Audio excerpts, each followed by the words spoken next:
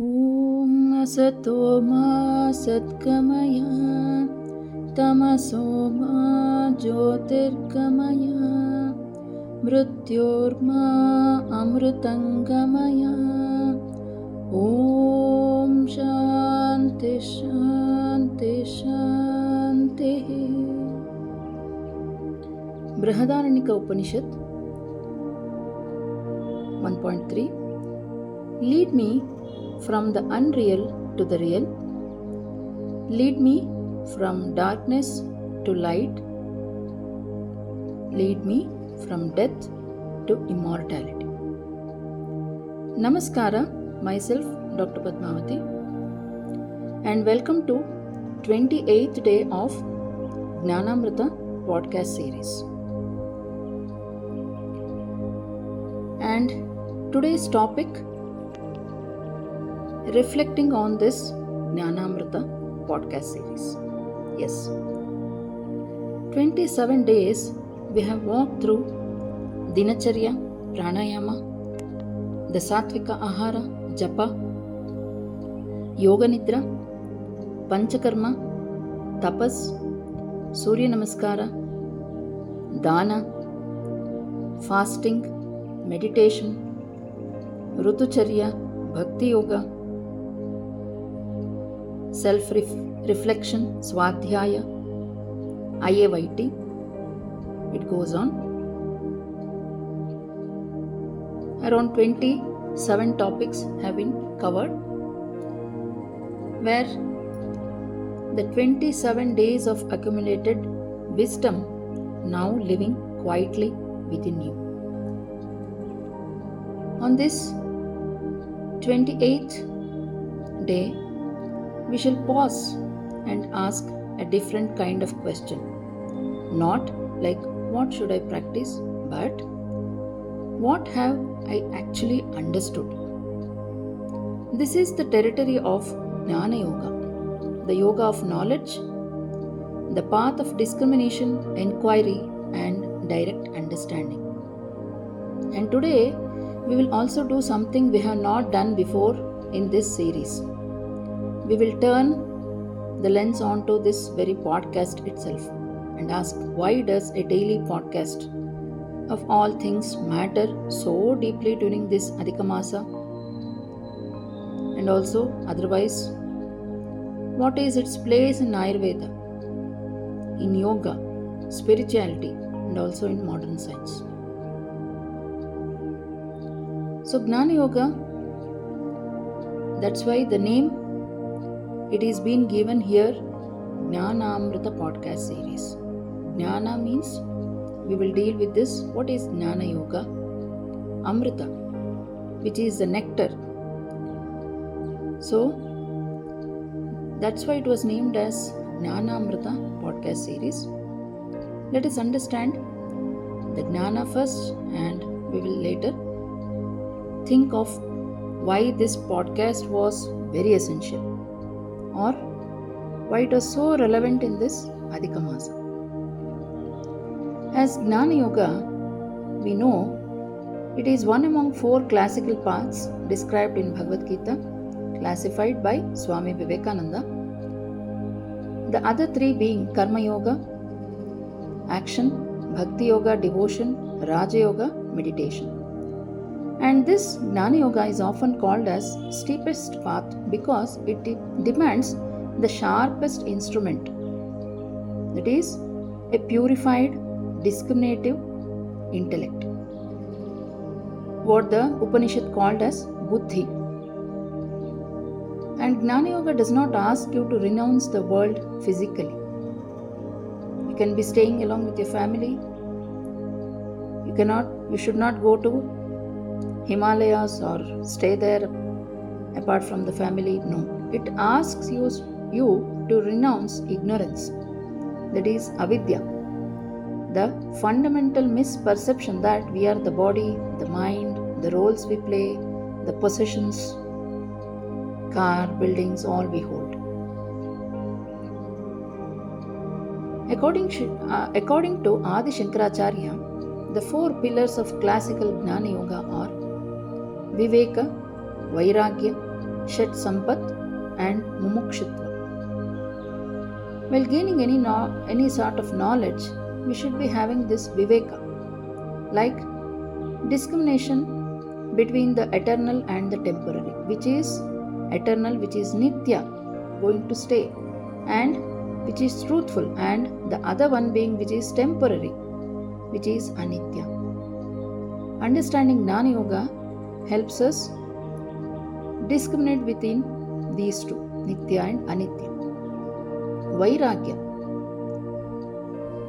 the dispassion towards temporary pleasures. When we understand Jnana Yoga, we will be able to discriminate or have this Vairagya towards the temporary pleasures. Shat Sampat, these are the wealth, not the outside world, but these are the sixfold inner wealth. As we know, health is wealth is being told. Let us understand what is this inner wealth. Shama, the mental calmness. Dama, having the control over the senses. Uparati, withdrawal. Titiksha, endurance. Taking the path, choosing the path, and continuously going in that path without any disturbance. That is endurance. Shraddha, having the faith in what we have taken the path. Samadhana, the concentration. These are the Shat Sampat. It is also a pillar of Jnana Yoga. And Mumukshita, an intense longing for liberation. But here is the crucial point we often miss. Jnana Yoga is not achieved by intellectual study. Just by reading the books, understanding that it will not help. There has been a path, that is, first the Shravana, hearing the teaching. Next we can move on to the Manana, that is reflecting deeply upon what we have learned, what we have heard. And the Nididhyasa, that is meditating until it becomes direct realization. That is, we are not just having this information, it should become one with ourselves. These three-step process, Shravana, Manana, Nididhyasa, is precisely where today's topic becomes alive. These 28 days, the podcast being series have been an act of Shravana. You have been listening. The first and indispensable step of Jnana Yoga. As we know, knowledge that is merely read silently does not penetrate as deeply as knowledge that is heard. Maybe spoken aloud by a teacher, received through the ears, carried on sound vibration directly into the consciousness. That is why our rishis, they transmitted the knowledge orally for thousands of years before being written down. That's why Vedas are called Shrutis, that which is heard. The sound itself is considered a vehicle of grace, the Shakti, independent of whether the listener fully grasps the intellectual meaning in the moment. When you are listening to this podcast every morning, you have been listening all these days. When you go on listening to this podcast every morning, while making tea, while walking, while sitting in the puja room, you are participating in an ancient technology, that is Satsanga. Sat means truth, Sangha means association. Even a recorded voice spoken with sincere intention and rooted in spiritual truth creates Satsanga. Bhagavad Gita tells it was the classical example as transmitted as a spoken teaching, the Krishna speaking to Arjuna, which is not as a written manual to be studied silently. As we know, Adhika Masa gives Adhikapala. For this extra merit of spiritual practice, the daily podcast became a structured sadhana. This podcast gave the mind, as we know, naturally the mind is restless and prone to distractions. That is Vikshepa. And it gave the mind a fixed point of return, that is 30 days in a row.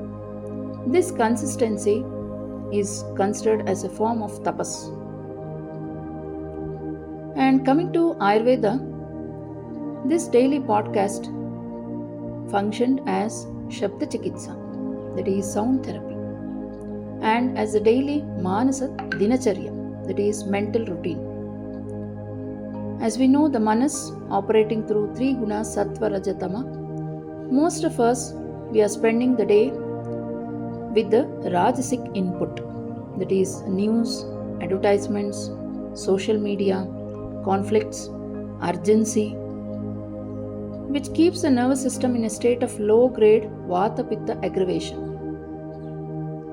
This daily podcast, which was rooted in beginning with the Sanskrit shlokas, contemplative themes like Sattvic intervention, it was a daily inoculation or a medicine against Rajasic noise of modern life. Just as we take Rasayana herbs to build ojas in the body, listening daily to the Sattvika Shabda, that is the sound, it builds Manasika ojas, the resilience and clarity of the mind. There is also a principle in Ayurveda called Aushadha Sevana Kala. The Rasayana taken at wrong time will lose its potency. Similarly, the podcast heard at the start of the day, ideally after Dinacharya, before you start your routine work, the Rajasic activities begin. This podcast sets the doshic tone for the entire day. The mind that begins in the Sattva Guna tends to maintain great equilibrium even though the day challenges arise. And for those elderly listeners and for whom were recovering from illness, where the mobility is limited and cannot attend physical satsanga or temple discourse, this podcast can be accessible Jnana Chikitsa, that is medicine, knowledge as a medicine, delivered directly to wherever they are. And coming to yoga, in Patanjali Yoga Sutras, there are antarayas, the 9 distractions of a mind, that is pramada, becoming careless, avirati, sensory craving, anavastitatva, inability to maintain a state once attained. And with this daily podcast, we have addressed several of these obstacles. It became a smriti practice, a memory aid that interrupted to forget our higher aspirations once the daily life resumes. Abhyasa, that is consistent practice over a long time without interruption and with enthusiasm. This 27 days of consistent listening itself is abhyasa. You have been listening all these days. It is not separate from the asanas, pranayama, japa we have discussed. It is the thread that hold all these practices together. That is reminding you each day of the why behind what. So the Sangha, this podcast, the invisible field of shared intention, listened by many, it became a collective sankalpa. That's why yoga emphasizes on group chanting, group satsanga, and this group podcast listening carried amplified spiritual power. Know that you are not listening alone. Modern science offers a remarkable convergence here. Neuroplasticity confirms that repeated exposure to certain specific ideas, language patterns, especially when emotional resonant, physically reshapes neural pathways. And in this 27 days of hearing concepts like Dharaniya Vega, Panchakosha, Bhakti, it is not a passive entertainment. It is cognitive retaining, similar in mechanism to how cognitive behavioral therapy works through repeated reframing. And audio learning research shows that human brain processes spoken information differently from written text. When you listen, it is more efficient than reading the written text.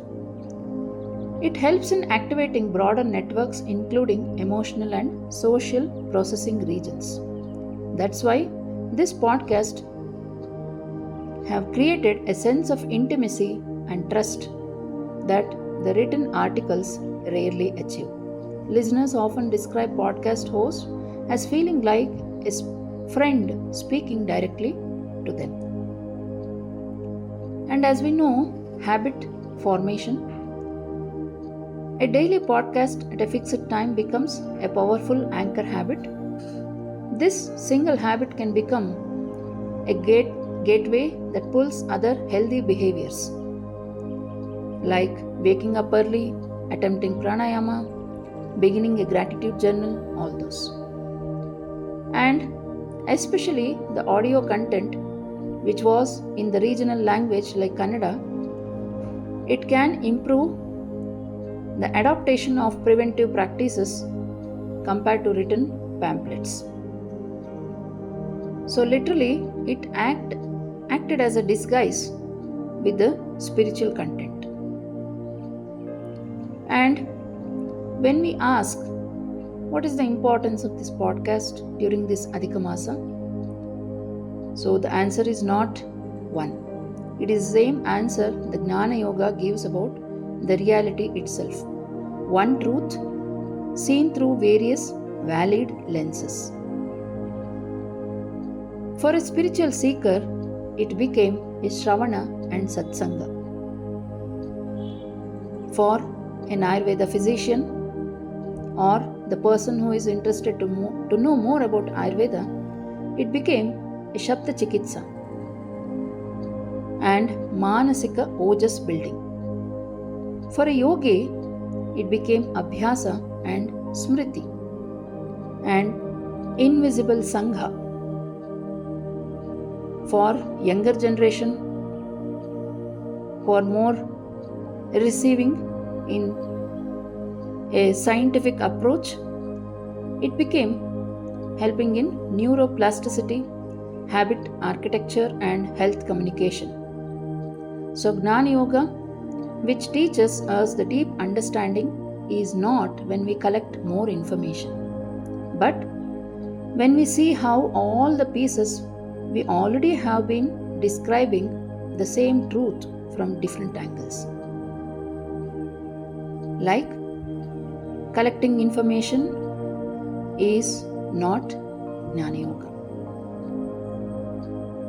Recognizing, contemplating and adoption in life. So today's practice, manana, that is reflection. Let us take 5 minutes of silence. Ask yourself honestly, in these 27 days, what is one teaching from this series that has actually changed something in your daily life, even though it is slightly? Not what sounded beautiful, but what actually changed a behavior, a reaction, a habit. Please write it down. That single sentence is more valuable than all 27 days combined topics because it has moved from Shravana to Nididhyasa, that is, from hearing to becoming. Because, as we know, you are the essence. Tatatvam Asi. Chandogya Upanishad. Whatever you have heard in these 27 days was never separate from what you already are. it is all within you. The podcast was only a mirror, like a polished little more each day, reflecting back to you, which was always present. See you tomorrow. Until then, Hari Om.